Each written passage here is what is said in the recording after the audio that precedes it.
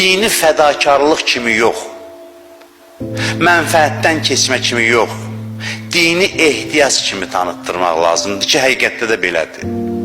Din həyati bir ehtiyacdır, zərurətdir. Biz din təbliğini belə başlamalıyıq, istənilən adama.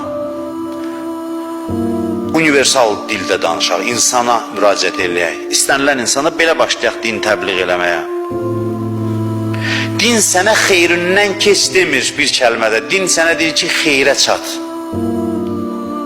Din sənə demir xeyrindən keç. Din deyir ki, bütün xeyirlərə çatdırım səni. Niyə növbə dinə çatanda deyir, mənfəətləri qoy qırağa, insanı qorxuduruq. Baxaq Qurana, hədislərə yoxdur belə bir şey. Düzgün yozmaq, təfsir eləmək, şərh eləmək lazımdır.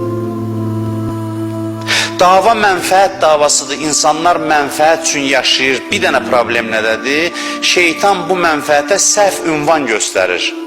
Bir xeyrin bundadır. Xeyrin yerini çaşdırır sadəcə. Yoxsa ki, hamı xeyrini dalıcadır.